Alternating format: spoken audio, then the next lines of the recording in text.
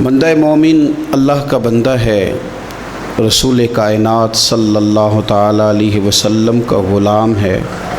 اپنے اپنے ذہن کے مطابق، اپنی اپنی طبیعت کے مطابق اور اپنی اپنی سوچ کے مطابق لوگ اپنے آپ کو اچھا بتاتے بھی ہیں، اچھا کہتے بھی ہیں، اچھا سمجھتے بھی ہیں، اپنے ترجیحات طے کر لیتے ہیں، خود ہی ان پر پابند ہو جاتے ہیں، خود ہی قائل ہو جاتے ہیں کہ چونکہ میرے اندر یہ صفات ہیں لہٰذا میں اچھا ہوں۔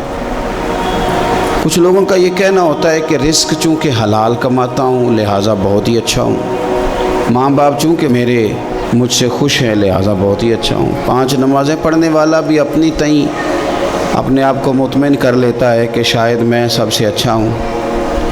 تو مختلف قسم کی چیزیں لوگ بنا کر کے اپنے آپ کو اچھا گردانتے ہیں، اچھا کہتے ہیں۔ کچھ لوگوں کا یہ کہنا ہے کہ سوسائٹی میں جو لوگ کسی قسم کی کو خدمت کر لیتے ہیں، کسی غریب کا بھلا کرتے ہیں، کسی مسکین کے یتیم کے کام آتے ہیں، وہ اچھے ہیں۔ سب سے زیادہ بہتر یہ نہیں کہ اللہ کے قرآن سے پوچھ لیا جائے اچھا کون ہے، کون سی ایسی خوبیاں ہیں جو انسان میں پائی جائیں تو انسان مومنوں والی صفات رکھتا ہے۔ تو قرآن مجید نے بالکل شروع میں کہا کہ الف لام میم ذالک الکتاب لا ریب فیہ۔ یہ الف لام میم تو حروف مقطعات ہیں، ان کا معنی اللہ تبارک و تعالی بہتر جانتا ہے، یا وہ جانتے ہیں جسے میرا رب بتا دے۔ ذالک الکتاب لا ریب فیہ، فرمایا یہ وہ بلند مرتبہ کتاب ہے جس میں کوئی شک نہیں۔ یہ نہیں فرمایا قرآن میں شک کیا نہیں جاتا، قرآن پاک میں شک ہے نہیں۔ اگر کوئی شک کرتا ہے تو اس کے دماغ میں شک ہے، اس کے ذہن میں شک ہے، اس کے باطن کے اندر فطور ہے۔ قرآن میں شک نہیں۔ ھدی للمتقین، قرآن ہدایت ہے پرہیزگاروں کے لیے۔ ویسے تو قرآن مجید ھدی للناس ہے، تمام لوگوں کے لیے ہدایت ہے، پر قرآن سے صحیح ہدایت اخذ وہ لوگ کرتے ہیں، حاصل وہ لوگ کرتے ہیں جو پرہیزگار ہیں، اللہ سے ڈرنے والے، تقوی اختیار کرنے والے، متشابہات سے بچنے والے۔ جہاں جانے کا اللہ نے حکم دیا ہے وہاں جاتے ہیں، اور جہاں جانے سے مالک نے روک دیا ہے وہاں سے رک جاتے ہیں۔ وہ حقیقی نفع لیتے ہیں۔ وہ کون ہیں؟ تو اللہ فرماتے ہیں وہ لوگ ہیں الذین یؤمنون بالغیب، یہ وہ لوگ ہیں جو غیب پر ایمان لاتے ہیں۔ غیب کیا ہے؟ غیب کی تعریف ہے کہ وہ چیز جو حواس خمسہ سے بھی معلوم نہ ہو اور عقل سے بھی ماوراء ہو، اسے غیب کہتے ہیں۔ مومن غیب پر ایمان لاتا ہے، تو پھر غیب پر ایمان کس طرح لاتا ہے؟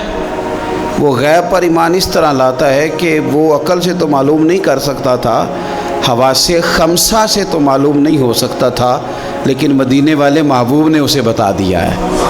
رسول کریم صلی اللہ علیہ وسلم کو وحی کے ذریعے جن چیزوں کی خبر دی گئی، اطلاع دی گئی، حضور نے امت کو بتائی، وہ غیب کی چیزیں۔ وہ کیا ہیں؟ قبر، حشر، قیامت، جنت، دوزخ، فرشتے، یہ ساری چیزیں غیب ہیں۔ مومن ان پر ایمان لاتے ہیں اور ایمان کامل رکھتے ہیں اور یقین رکھتے ہیں، اور یہ یقین مومن کی اخلاقی پوزیشن کو بلند کر دیتا ہے۔ جب اسے پتہ ہوتا ہے کہ قبر میں جاؤں گا، حساب کتاب ہوگا، تو زندگی محتاط گزارتا ہے۔ جب ایمان کامل رکھتا ہے، قیامت کے دن اللہ کے حضور کھڑا کیا جاؤں گا، تو پھر وہ اس دن سے ڈرتا ہے۔ وَلِمَنْ خَافَ مَقَامَ رَبِّهِ جَنَّتَانِ، اور پھر جو ڈرتا ہے رب کہتا ہے میں اسے 2 جنتیں عطا کروں گا، اسے 2 جنتیں دی جائیں۔ تو پہلی ان کی صفت مومن کی، وہ غیب پر ایمان رکھتا ہے۔ یہ میں نے بھی دیکھنا ہے، آپ نے بھی دیکھنا ہے، وہی پر ایمان کتنا ہے۔ ہماری آنکھوں کے سامنے کہ ہر وقت دنیا گھومتی ہے، یا قبر حشر کا بھی کوئی نقشہ نگاہوں میں رہتا ہے؟ دنیا کے مد و جزر، حساب کتاب، پیسے کا لین دین، جائیداد کی خرید و فروخت، یہی صرف ہمارا زندگی کا سرمایہ حیات ہے، یا آخرت کے لیے بھی کچھ جمع کرنے میں کامیاب ہوئے؟ یؤمنون بالغیب کی عملی صورت بھی کوئی ہماری زندگی میں ہے؟ پھر قرآن مجید نے کہا وَیُقِیمُونَ الصَّلَاةَ، مومن کی دوسری صفت یہ ہے کہ وہ نماز قائم کرتے ہیں۔ نماز قائم کرنے کا معنی ہر مفسر نے یہی لکھا ہے کہ قائم کرنے کا معنی یہ ہے کہ تو نماز ظاہری آداب کے ساتھ بھی پوری ادا کرے اور باطنی آداب کے ساتھ بھی ادا کرے. تیرا لباس پاک ہو، جگہ پاک ہو، نماز کا وقت موجود ہو، نیت تیری حاضر ہو، یہ ظاہری آداب ہیں، اور تیرا باطن نماز کے ساتھ جڑا ہوا ہو. تو اپنے قلب سے، روح سے اپنے مالک کی بارگاہ میں حاضر ہو. کس طرح؟ خود میرے کریم محبوب علیہ السلام نے بخاری مسلم میں وضاحت کر دی، فرمایا رب کی عبادت اس طرح کرو کہ تم اسے دیکھ رہے ہو، اور اگر یہ نہیں ہو سکتا تو اتنا ہی کر لو کہ وہ تمہیں دیکھ رہا ہے. اس کیفیت کے ساتھ آپ نماز پڑھتے ہیں تو باطنی آداب بجا لاتے ہیں. پھر فرمایا وَمِمَّا رَزَقْنَاهُمْ يُنْفِقُونَ، جو ہم نے انہیں دیا ہے اس میں سے ہماری راہ میں خرچ کرتے ہیں. اللہ کی بارگاہ میں صدقات، خیرات، زکوٰۃ، ان کے ساتھ رب کا قرب حاصل کرتے ہیں. اللہ نے جو تقسیم رکھی ہے کہ بعض کو مالک امیر بنا دیتا ہے، بعض کو غریب بنا دیتا ہے، تو وہ پھر صدقات کو ٹیکس نہیں سمجھتے، وہ کسی کو دینے میں بوجھ محسوس نہیں کرتے. وہ سمجھتے ہیں یہ تو مالک کی تقسیم ہے، میرے اس نے ذمہ لگایا ہے، میں نے دینا ہے. وہ سمجھتے ہیں کہ اللہ تبارک و تعالیٰ نے فضل کے ساتھ میرے ذمہ لگایا تھا کہ میں جاؤں اور اللہ کے کچھ بندوں کو میں اللہ کے دیے ہوئے رزق سے دوں. کچھ مفسرین نے یہاں بات کو اور کھولا ہے. وہ کہتے ہیں رزق سے مراد ہے جو بھی اللہ نے دیا ہے. پیسے دیے ہیں تو وہ اللہ کے راستے میں دے، علم دیا ہے تو اسے بانٹے. اگر کسی کو اللہ نے معرفت دی ہے تو اپنے فیض سے لوگوں کو قریب کرے اللہ کے، وہ پھر وہ علم آگے بانٹے، وہ تقسیم کرے. تیرے پاس جو کچھ بھی ہے نا دیا ہوا تو رب کا ہے، تو نہ بچا بچا کے تو رکھ اسے، تیرا آئینہ ہے وہ آئینہ، شکستہ ہو تو عزیز تر ہے نگاہ آئینہ ساز میں. تو اسے بانٹنا شروع کر، تو دینا شروع کر. اور لوگوں کا خیال ہوتا ہے کہ بانٹنے سے کم ہوتا ہے، نہیں، بانٹنے سے بڑھتا ہے. کنویں سے سارا پانی نکال لو تازہ آ جاتا ہے، شرط یہ ہے کہ سارا نکل جائے. آپ علم جتنا بانٹتے ہیں اتنا یہ بڑھتا ہے. آپ جب بات کر رہے ہوتے ہیں، علم دے رہے ہوتے ہیں، تو وہ صرف دوسروں پر اثر تو نہیں کرتی. جب آپ بات کرتے ہیں تو آپ کی بات آپ پر بھی اثر کرتی. تو آپ کا علم بانٹنے سے مضبوط ہوتا ہے، وہ دینے سے بڑھ جاتا ہے. اس لیے حضرت مولا علی شیر خدا رضی اللہ تعالیٰ عنہ فرمایا کرتے تھے کہ علم مال سے بہتر ہے. مال کی حفاظت کرنی پڑتی ہے اور علم بندے کی حفاظت کرتا ہے.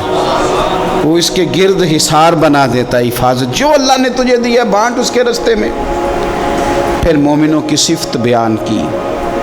ایک تو یؤمنون بالغیب، غیب پر ایمان رکھتے ہیں، وَيُقِيمُونَ الصَّلَاةَ، نماز قائم کرتے ہیں، وَمِمَّا رَزَقْنَاهُمْ يُنْفِقُونَ، جو ہم نے انہیں دیا ہے ہمارے راہ میں خرچ کرتے ہیں. اور پھر فرمایا وَالَّذِينَ يُؤْمِنُونَ بِمَا أُنزِلَ إِلَيْكَ، اور جو ہم نے آپ کی طرف نازل کیا حبیب وہ اس پر ایمان لاتے ہیں.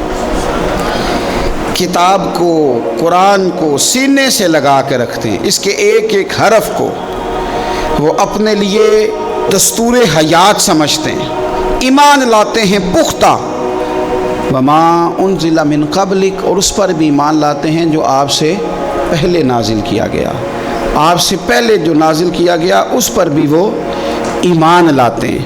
یعنی تورات ہے، زبور ہے، انجیل ہے، اگرچہ کتابیں بدل دی گئی ہیں پر اللہ کی کتابیں تو تھیں، ان کے جو احکامات موجود تھے اس پر وہ ایمان لاتے ہیں، ایمان رکھتے ہیں. ایک بات اور بھی یہاں سے ختم نبوت کا مسئلہ بھی حل ہوتا ہے.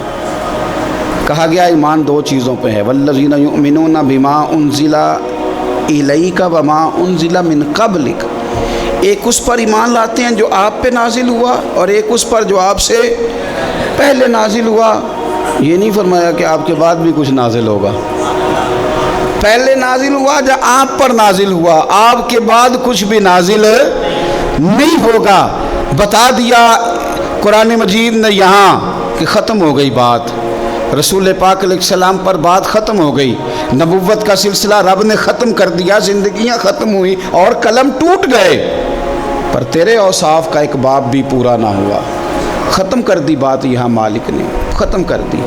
اب یہ صفات جن لوگوں میں پائی جائیں کہ ایمان بالغیب بھی ہو، نماز کا قیام بھی ہو، اللہ کے راستے میں خرچ بھی ہو، جو پہلے نازل کیا گیا اس پر ایمان ہو، جو حضور پر نازل کیا گیا اس پر ایمان ہو، تو رب کیا فرماتا ہے؟ فرمایا اولئک علی ھدی من ربہم، یہی لوگ ہیں جو اپنے رب کی توفیق سے ہدایت پر ہیں، اللہ کی طرف سے ہدایت پر ہیں، وَأُولَئِكَ هُمُ الْمُفْلِحُونَ، اور وہی لوگ ہیں جو دونوں جہانوں میں کامیاب ہونے والے ہیں۔ یہ کامیابی والے لوگ یہاں بھی اور وہاں بھی۔